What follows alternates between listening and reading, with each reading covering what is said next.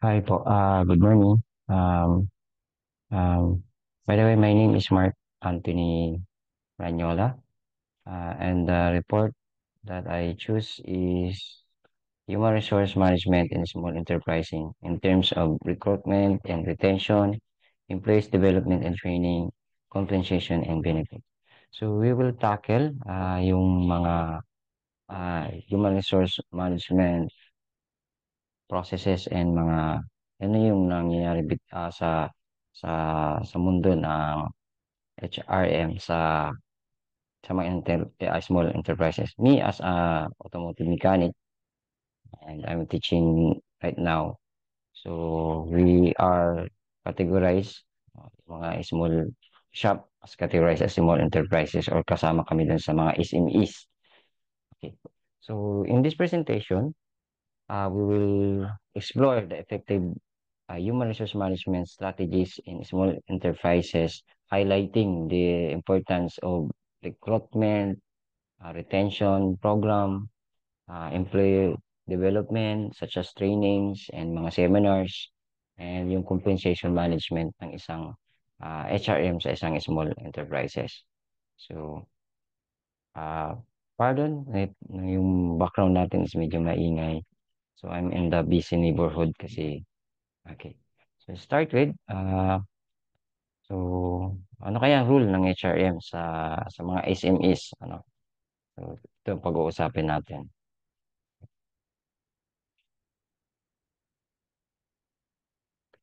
Okay. Recruitment in small enterprises. So, leveraging network. So, sa pagha-hire ng mga empleyado, so mas madali ang sometimes mas maikli ang mga hiring process sa isang SMEs or sa small medium enterprises.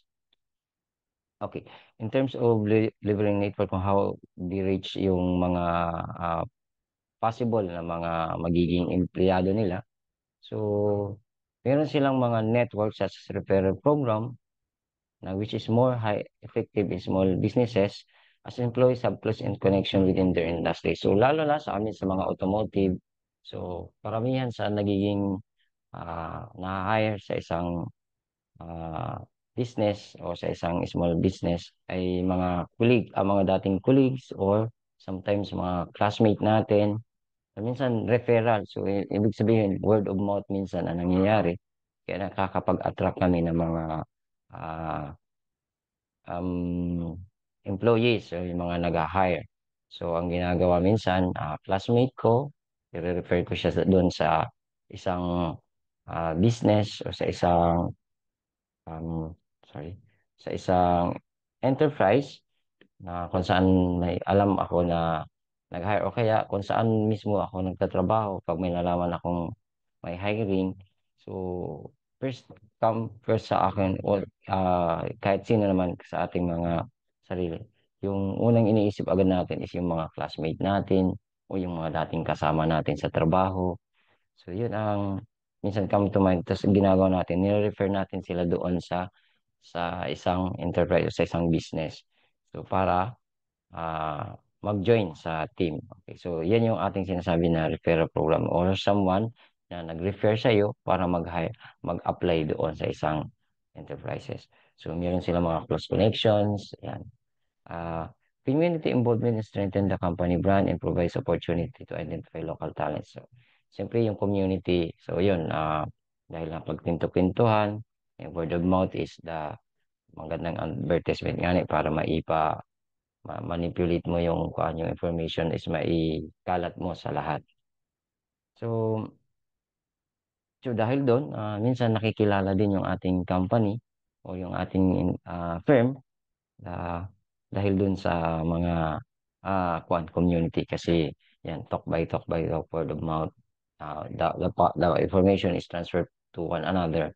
So, mas napapawiden yung information or mas lalong broad yung yung tawag nito, yung nare-reach out ng information. Kaya mas marami tayong na-identify na talent. Okay.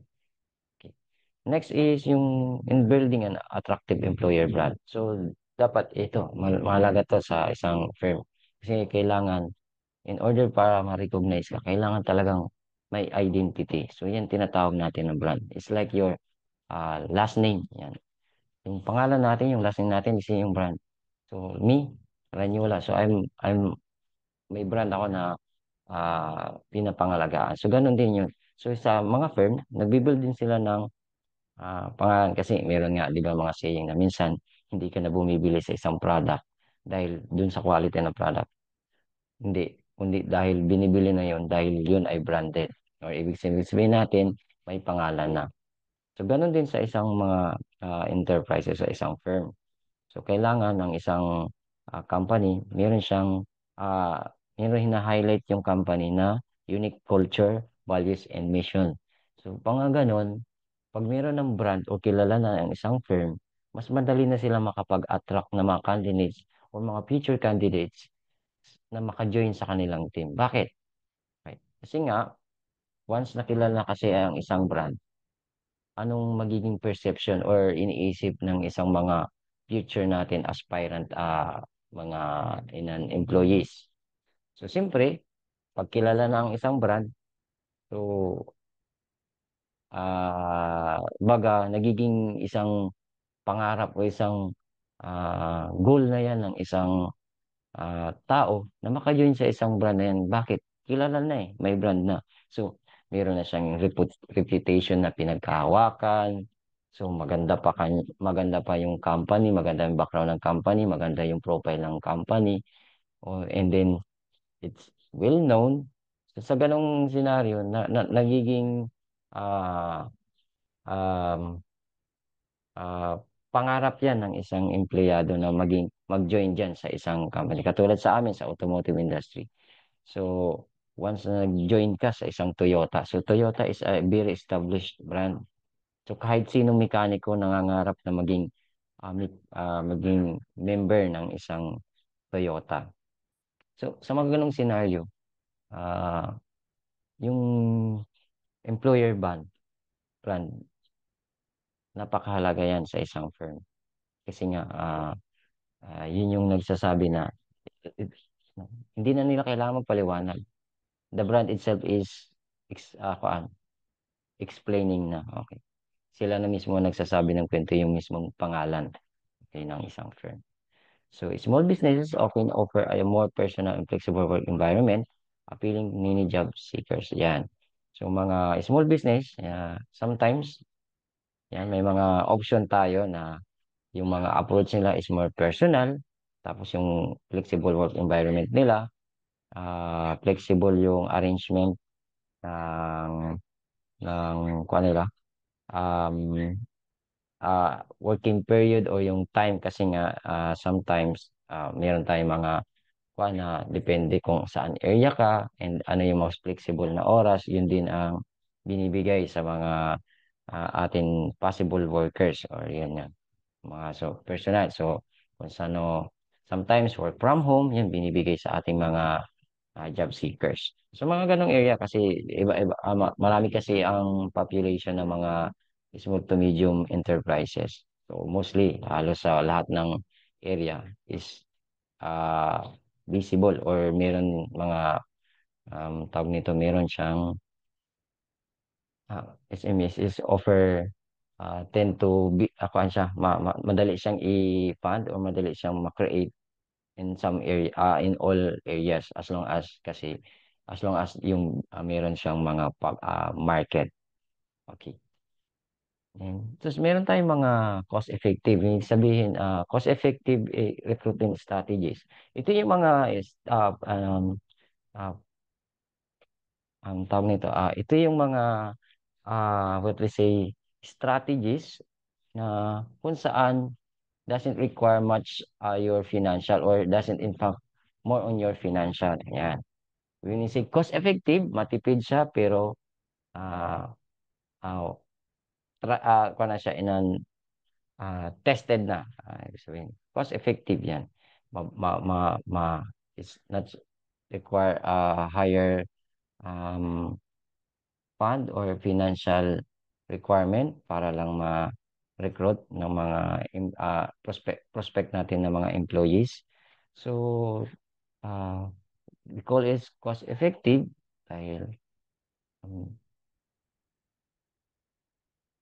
ah, mura siya pero ang outcomes niya is 100%. So, siguradong when you uh, apply this, siguradong makakapag-engganyo kayo ng mga employer. Okay. So, number one dyan natin is yung online job platforms. Yan. So, ang social media is very free sa lahat and mostly uh, lahat ng population ng Pilipinas is merong cellphone actually ano. So, actually nga si Philippines is isa sa may pinaka number one top pasok siya sa mga top 5 na user ng mga social media. So, naging daily part na siya ng daily lives ng mga Pilipino. And yung social media, dahil meron halos lahat ng Pilipino dito sa Pilipinas or all over the world, meron silang cellphone and may access sila sa social media. So, mas madaling ipapa-communicate, madaling i-communicate yung mga hiring natin, yung mga dali nating maipadala yung mga messages that we requires employees or mayroon tayong mga hiring. So, una dyan is yung online job platforms. We have TikTok, social media, Facebook, yan, any social platforms. So, yun, walang bayad yun. So, you can post it and you can announce anything na that requires sa inyong firm, sa inyong enterprises, such as hiring, yan. So, small businesses can leverage free or low-cost job boards like Indeed, LinkedIn, or localized website to reach potential candidates. Yan sabi ko. So, meron pa tayong mga yan. Indeed, so Indeed yan is you can post it your profile and someone pwede dyan mag-scroll for possible candidates. Yan, yung mga company, yung mga small enterprises, yan, small business. And yung mga community website, yan, yung mga meron mga website yung mga LGUs na pwedeng mo kung maka maka post ng inyong mga announcement with regards sa hiring. And meron pa nga tayo mga um ang tawag niyan, even yung Dole is nagpo-post ng mga which is yung job site, yung kung saan nag-iipon-ipon yung mga companies and deposit several opening ng jobs. So, mayroong ganon. And another strategies is yung internship and apprenticeship programs. Yan.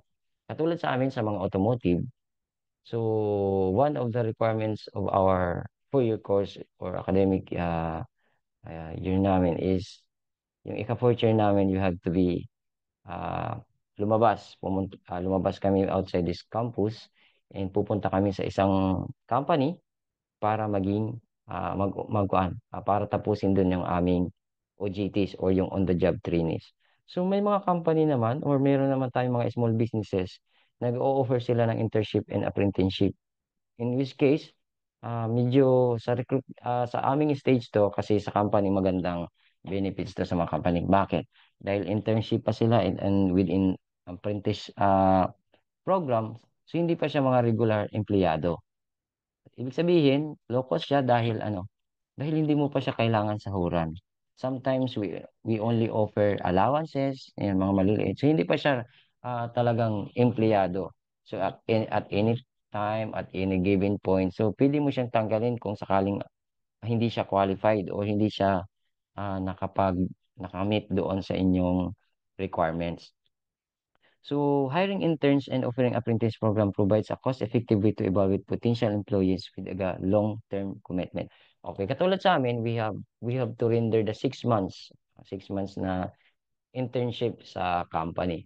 So that period, nakikita na agad ng isang small businesses kung sino yung mga potential candidate na pwede nilang i-hire in the future or just in case mayroon silang uh, plans for hiring, doon sa internship or apprentice program, meron na sa agad silang makikitang ah, mga potential candidates. Yan, yung mga potential candidates. Bakit? So, doon kasi sa internship, in just, isipin mo, in 1 month, kahit nga 1 week, makikita mo na agad yung potential candidates. Pati pa in 6 months. So, doon makikita mo na may explore mo na yung mga potential ng isang magiging empleyado natin, prospect employee. Yan. So, doon, internship and apprenticeship, doon makikita na agad natin ano ang kakayanan nitong isang tao na to, hanggang saan kaya ang kaya niya. So, mga ganun. So, maganda kasi nga, ah, nagjo-duty na sila sa iyo, nagjo-join na sa inyong company, hindi nga lang siya direct na empleyado, but yung program na yon is isang magandang paraan na yon para makita mo na agad kung ito ba ay dapat maging family ng inyong company. So, internship and apprentices is a very good strategies para sa mga prospect or mga potential candidates natin. Also, yung mga another strategies natin is streamline hiring process. A simple, clear, and efficient recruitment process with a structured interview process can help ensure a good cultural fit for new hires. Okay, dito when we say streamline, so dito ini-streamline natin, iniiksi natin yung hiring process. Kasi meron tayong mga company na ang dami ng proseso. Sa dami ng proseso, sabihin natin step 1 hanggang step 10 yung process para lang ma-hire ka. On those steps, sometimes yung mga prospect natin or potential candidates natin, nagwi-window shopping yan eh. Nagwi-window shopping yan ng mga applyan kasi nga ang kahit naman sino sa atin during application and stages, yung nag-apply pa lang tayo. So lahat yan pinapasahan natin ng mga resume, ng mga PDS, yan. So lahat yan is nagwi-window shopping ng mga ah, possible na maging employer nila. So kung tayo may step 1 to 10, so baka within 1 to 3 pa lang, baka mamaya na-hire na yan sa ibang company, yung potential candidates natin. Eh paano kung yung potential candidates na yun is malaking tulong yun sa ating small businesses o sa ating firm. So what we do is a cost-effective strategies is paikliin natin. Kung yan is 1 to 10 step, bakit hindi natin pwedeng 1 to 5 na lang ang steps?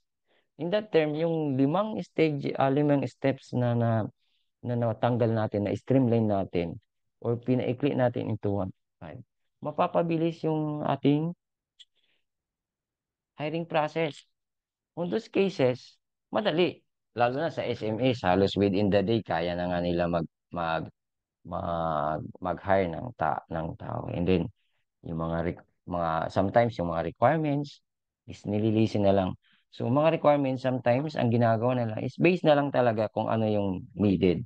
Kasi mayroon mga company na over na sila sa mga requirements. Sometimes hindi naman kailangan dun sa firm, and yet nire-require nila lang ganun. Have you heard yung viral dati, yung placing personality, yung isang fast food chain. Fast food chain ba yun? Yung maliit lang. So, tinalo pa niya yung hiring process ng Jollibee sa ganun karami ng requirements. So, mga ganun processes. Yun ang ah, kagandahan. Isa kung cost effective din kasi mas maikli na yung kwan. Kasi, isipin mo, step 1 to 10, ilang araw ng HR kwan nyo, HR force ang gagamitin. Isipin mo, yung sabi mo, step 1 to 10 is ilang tao ang magpa-process nun, no? Ilang tao ang involved nun, no? Ilang araw niyang gagawin yun. And yet, kung kaya naman pala sa isang araw, o kaya naman ng isang tao, o ilang days na pagkuhan. So, nakatipid tayo. Kasi nga, mas productive ang tao pag marami siyang natatapos. So, yung HR, mas nagiging productive siya. Yung HR personnel natin, mas nagiging productive siya kung marami siya natatapos kaysa naman naka-focus siya sa isang bagay na iisa lang naman yung output. Okay, so that's it. So retention. So ano yung mga nababalik o retention or nakukuha ng mga sa atin sa mga small enterprises. So positive work environment, so open communication, flexibility and work-life balance are crucial factors in retaining employees. So paano natin na-maintain ang ating mga empleyado? So, meron tayong positive work environment. Sometimes nga meron na mga inan reason ang mga empleyado. Minsan nagiging biro na nga nila. Kung hindi lang dahil sa kasama, aalis na sila mismo doon sa company. Yan, yung mga ganyang bagay. So yan sinasabog natin positive work environment. Maganda yung environment o working environment doon sa isang firm, sa isang business. So dahil sa ganun, minsan tinuturing na tayo ng mga employee natin as or ng mga employees as the family. Yun. Yan din ang isang magandang ah, strategy sa customer service. You treat your customer as your family. Kasi kahit anong ganda nung ino-offer ng ibang company or ng ibang businesses, kung trinato mo yung isang customer na one of your family, so kahit mahal yun, babalik at babalik kasi yung communication, meron na kayong mutual understand. So ganun din sa mga empleyado between employers. So pag you treat your employees as a family, so ano pa? So kahit na minsan nga nagiging biro na diyan, kahit medyo maliit ang sahod daw, basta kaya ang turing sa imong pamilya. So ang pamilya, you never leave behind. So mga ganong yan. Maliit lang na bagay yon pero malaki ang impact nun sa mga employees natin. So positive communication, flexibility, yan. Mga consideration natin, mga maliliit na mga bagay, pwede natin pagbigyan yung ating mga employees. Yan. So, kwan, kahit maliit na bagay is malaking impact na. Next is recognition and reward. Siyempre, kung ang effort naman ang effort ng ating mga empleyado, so dapat meron tayong mga personalized recognition, incentive program, personalized recognition. O dapat nire-recognize natin yung mga positive attitude or behavior ng ating mga empleyado. So we have to recognize, so yung punctuality, yung mga time, yan, yung commitment nila sa work, and incentive program, yan.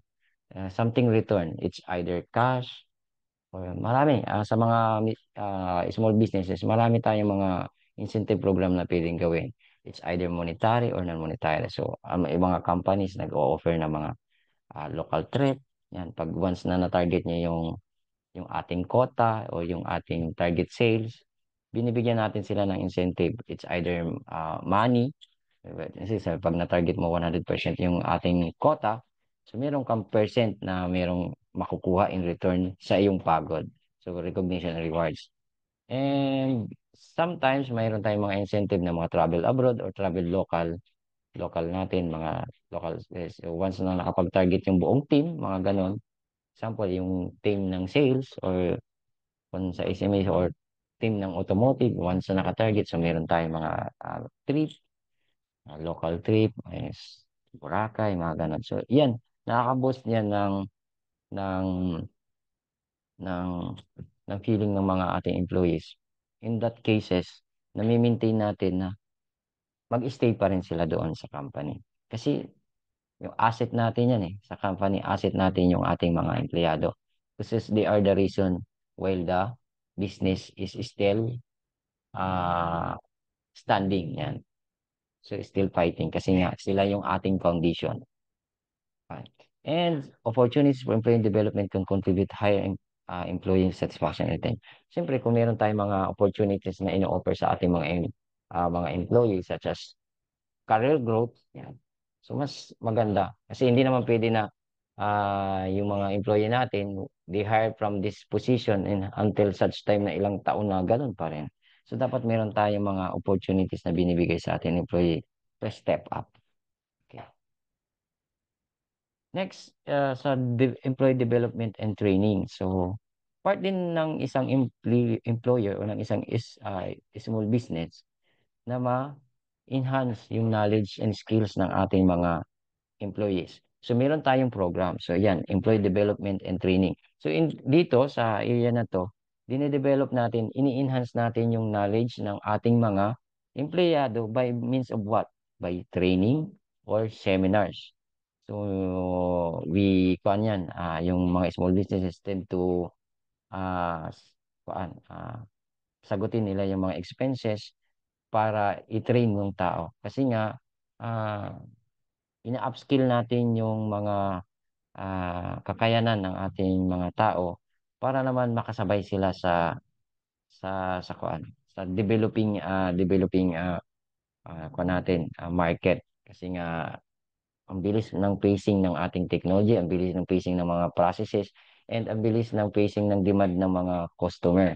So sa mga ganong senaryo, kailangan natin makipagsabayan dun sa demand ng ating mga customer. So by uplifting and developing the skills of our employees. So one is una diyan, so paano natin yan ma-develop or ma-develop or ma-conduct ng training ang ating mga employees? Una is you have to identify the training needs. Kailangan i-assess na muna natin kung ano yung required na training talaga doon sa ating mga empleyado. Ano ba dapat? So, saan ba sila nagkukulang? So, doon dapat muna i-identify muna natin. Yun ba ay about sa attitude? Yun ba ay about sa skills? Ano ba yan? O, about ba yan sa time management? Yan. So, assess skill gaps. Yan. Assess muna natin kung saan yung may lapses o saan yung may kulang ang ating empleyado. And seek employee feedback to effective target training. Tapos, tanungin natin sila. Mag, we can personally approach them and ask them for any suggestion. Anong tingin mo na kailangan mo para mas ma-extend mo pa yung full effort mo or full o to the extent na maibigay mo yung efficiency o yung bilis ng trabaho ng may quality. Okay, target training program, ensuring the address specific needs and support employees growth. Yan, mga ganon. So ano, so tanungin natin, we have to approach the empleyado. Ano kayang kailangan mo para mas tingin ko maibigay mo pa yung full maximum mo. So, yun ang tatanong. So, yung mga empleyado naman, once na mayroon tayong positive communication with them, so magsasabi naman yun, ay boss, kailangan ko ng ganito kasi medyo mahina ako. For example, boss, kailangan ko ng training sa Microsoft or yung sa laptop para mas lalo akong gumaling and mas mapabilis. Lalo na sa Excel boss kasi ang dami kong pwedeng gawin sa Excel pero hindi ko kayang gawin dahil wala sang nagtuturo sa akin. So mga ganong senaryo. And next, cost-effective training solution. So kailangan din natin, siyempre, bawat training, meron yan kaakibat na fund or kailangan may financial involvement. So, kailangan din natin mag-isip ng mga cost-effective training. Mura siya, pero ang outcome niya is positive and maraming natutunan ng ating customer. So, leverage free or low-cost online resources, cost internal workshop and seminars, and tap into community resource to provide affordable training project. So, dito, meron tayong mga online trainings na nag-o-offer. So, pwede natin yun gawin sa ating company. Or, meron naman tayong, meron tayong mga empleyado na may expertise sa ganong field.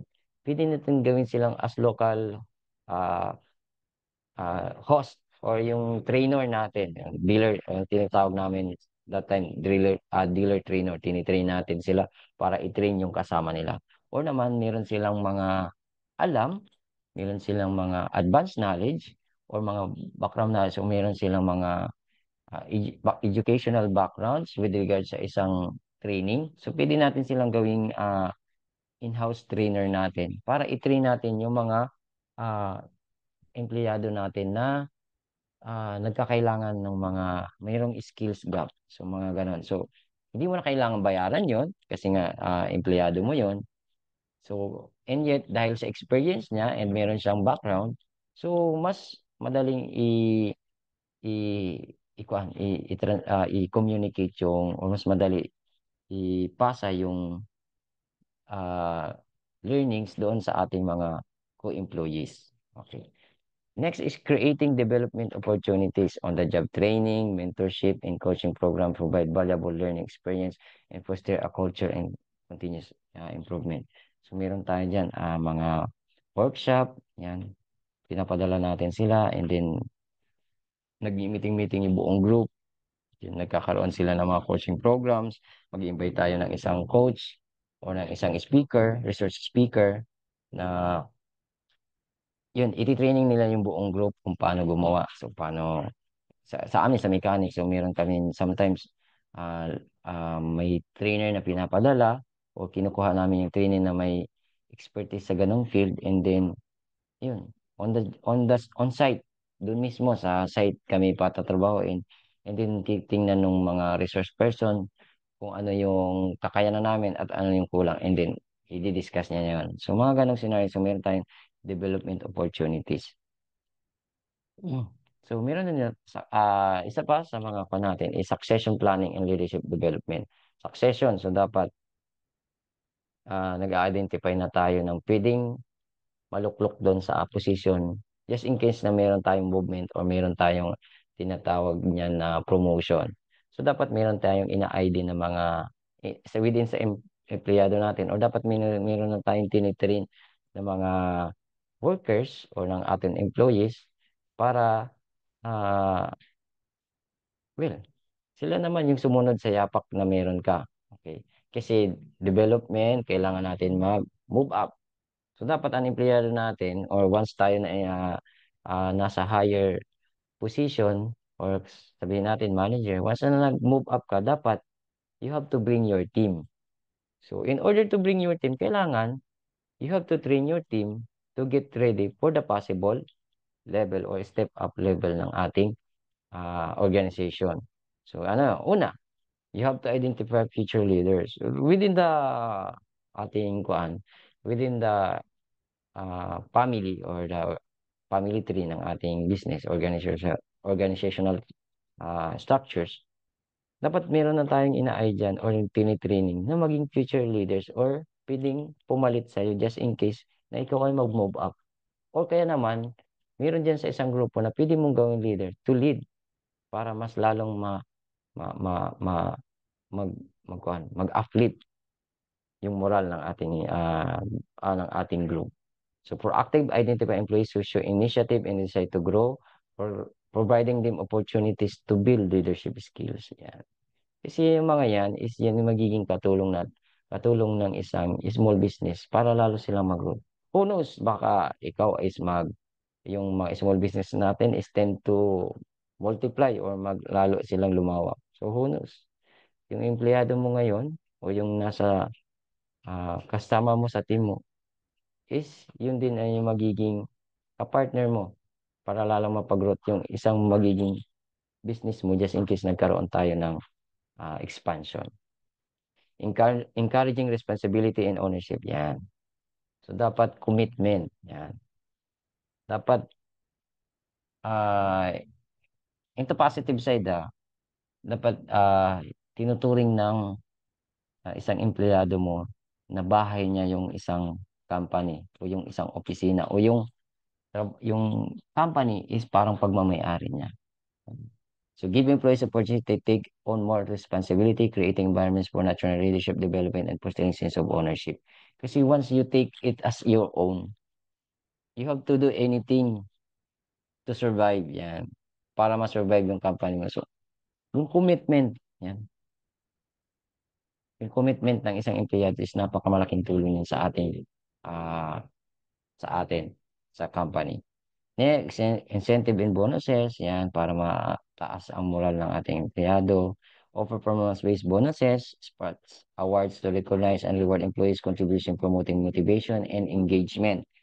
Siyempre, kung may incentive and bonuses, dapat meron yung kaakibat na mga ah, promotion or engagement or sometimes ginagawa natin once na nag-excel sa yung group within the member of a group nag-excel, so pwede natin siyang gawing team leader.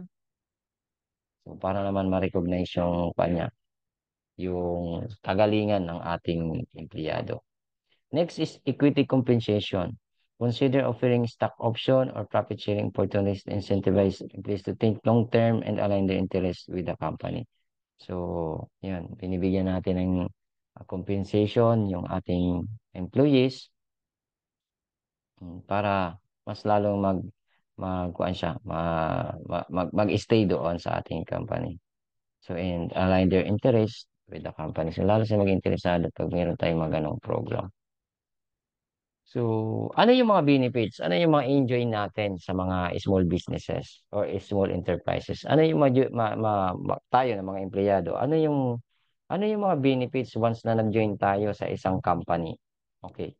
So, I have few. cited few mga benefits na pwede natin ma-enjoy sa mga small enterprise, sa SE, sa mga small enterprise. So, una, health and wellness benefits. Yan.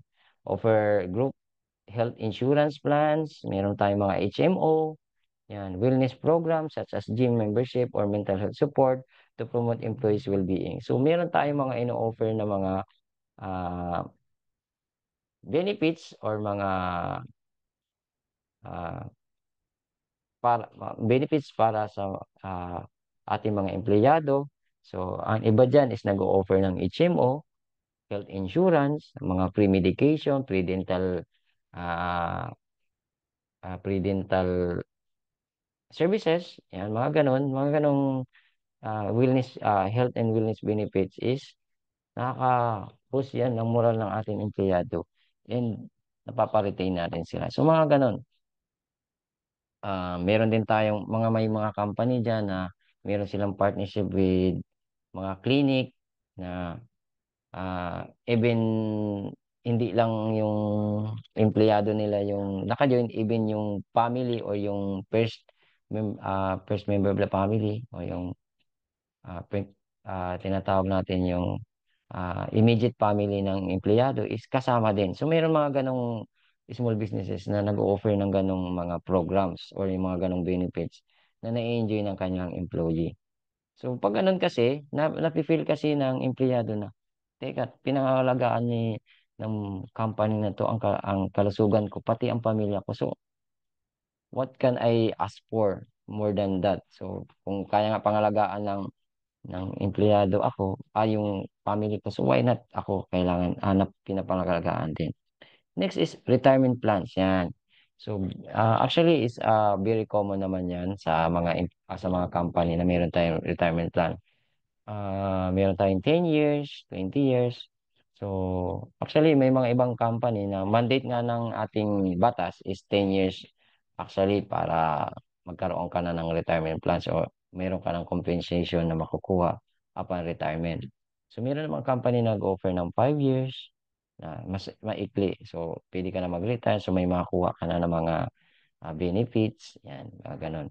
So, provide retirement plans such as 401k plans with matching contribution or simply IRA plans to support employees long-term.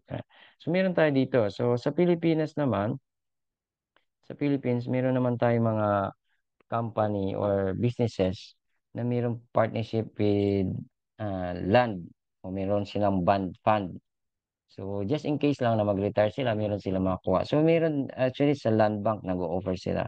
Meron dyan mga company na nagkipag-partnership with land bank na meron silang yung pera o yung personal equity and retirement account. So, parang kanyan, once na nag-retire na sila, so meron silang makakuha. So, meron nga tayo. Isad pa dyan sa mga benefits natin, yung SSS natin. So, yan, member din tayo dyan. Which is, just in case na we decided to retire and we enjoy our uh, life outside working, yan. So, yan, meron tayong mga in-offer na retirement plans. So, it's either ang mga yung company nakikipag-partner sa third party din para just so meron nga practice niyan yung mga maliliit na firm, yung mga 3S shop, tinatawag namin 3-star shop kasi mga maliliit lang siya. Meron silang may practice sila na every time na may bangka, may sahod, may kinakat sila doon na ilang porsyento doon sa sahod mo and kinukaan yun, kinukaan yun, iniipon yun doon sa company. Just para siyang ipon and cash fund ba ang tawag na, I don't know the term, nakalimutan ko lang yung term. Pero meron sila, ang principles nun is, taga-sahod mo may certain amount na kinukuha yung company, kinikip. So, parang hindi mo siya mapapansin, parang alkansya siya. And once you decide to retire, yung buong naipon mo for the ilang years, ibibigay nila yon full tax-free. Yan, walang tax yun kasi ang ibang retirement plan meron yan tax. So, tax-free, mga ganong programs. Yan. So, meron. Although parang hindi mo napapansin, parang kunwari lang kung nagiging monthly gano'n na yung arrangement yung with the company, hindi mo na siya mapapansin. Pero pag nag-retire ka, so meron kang naipon. So yung mga naipon mo na yun, pwede mo naman ulit maging gamitin for financial, it's either gusto mo mag-put up ng business, mga ganun. Then paid time off. Offer vacation, sick leave, consider flexible PTO option to promote work-life balance and employee satisfaction. So, PTO o paid time off. So, meron tayong mga offer na vacation, sick leave o mandate naman talaga ng ating ng DOLE o ng ating Philippine Constitution with regards sa labor code. Talagang meron tayong binibigay ng mga leave sa ating mga empleyado. So, sa mga pinanggalingan ko before na empleyado.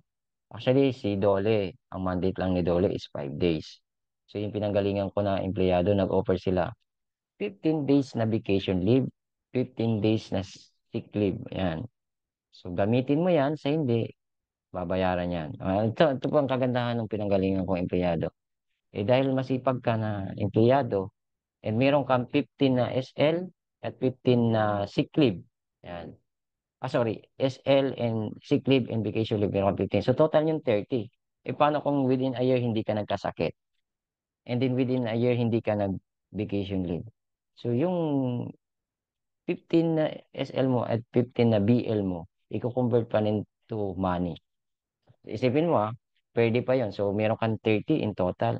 So, halos isang buong buwan mo pang sahod yun na binibigay yon sa iyo at the end of the year. Yan. So, ang tawag na lang yan.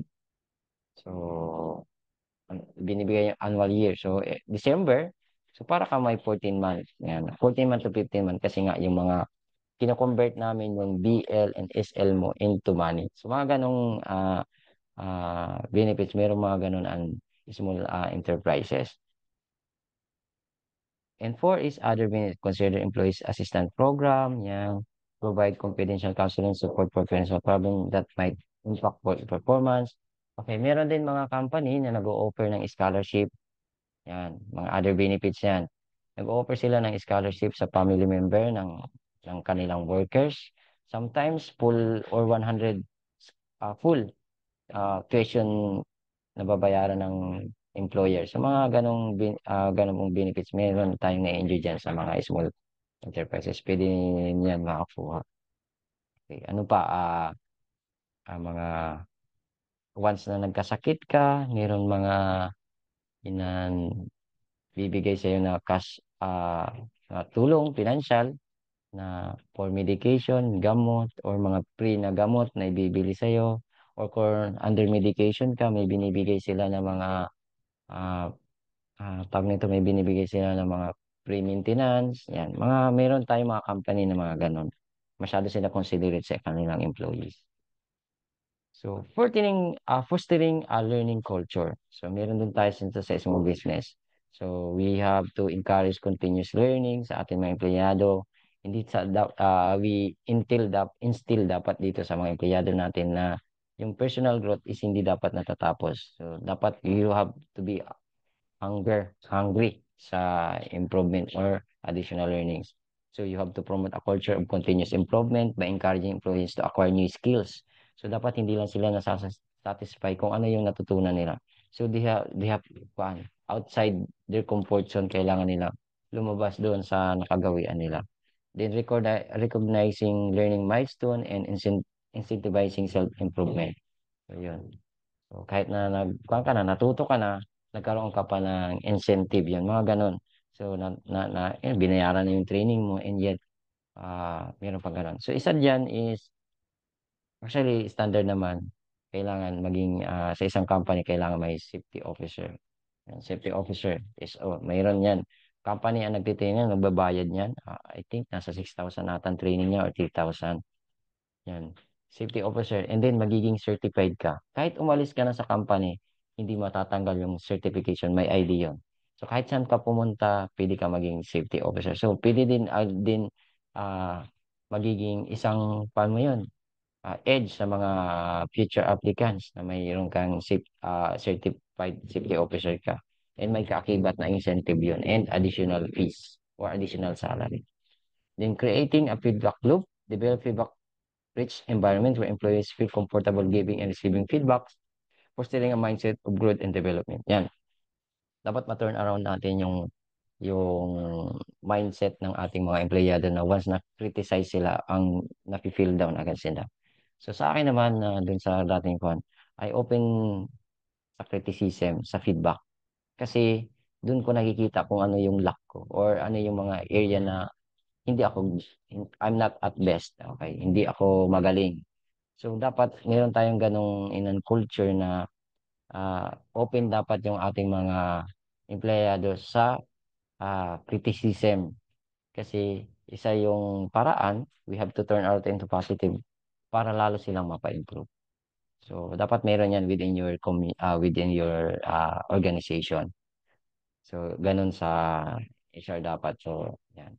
Then workplace collaboration, encourage collaboration between employees across department to expose them to different skill sets and allow to peer-to-peer learning, valuable in small terms. Yan.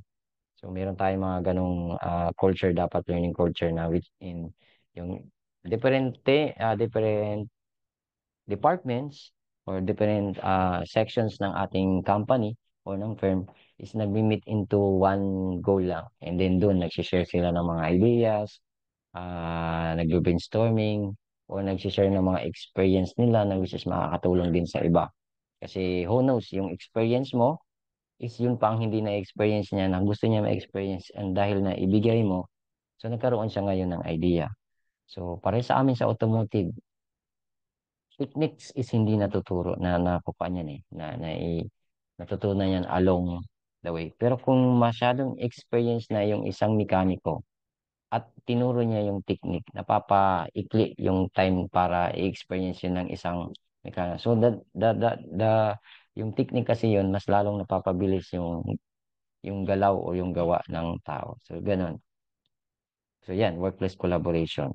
So, kasi a little information could be a big uh, paana uh, big information na sa someone na receiver ng ating yan. Pag nag-communicate kita, yung sender, maaaring maliit na bagay lang yun sa kanya, pero who knows, doon sa receiver or nakakakinig sa niya, is malaki pala ang epekto nun sa kanyang trabaho. Okay.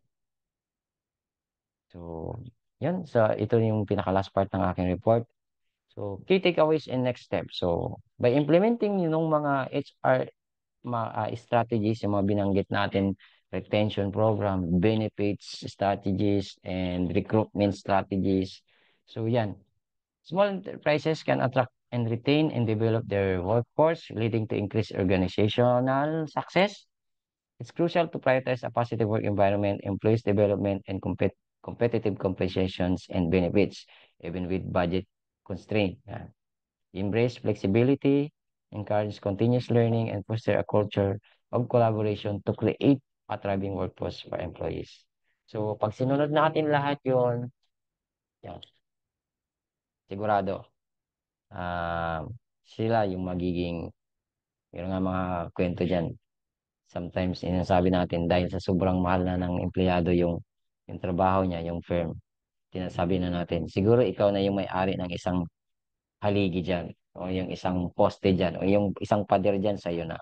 So, sa mga ganong biro, ibig sabihin, ganun nakatagal siya sa service doon sa company mo. So, ibig sabihin, yung company niyan is maganda.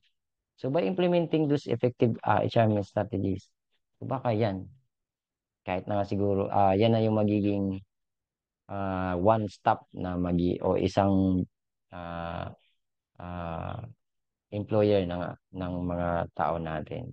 So, baka dyan na kayo magkakaedad, yan. Diyan na kayo hanggang dyan kayo mag-retire. Yun po. And that's end my discussion.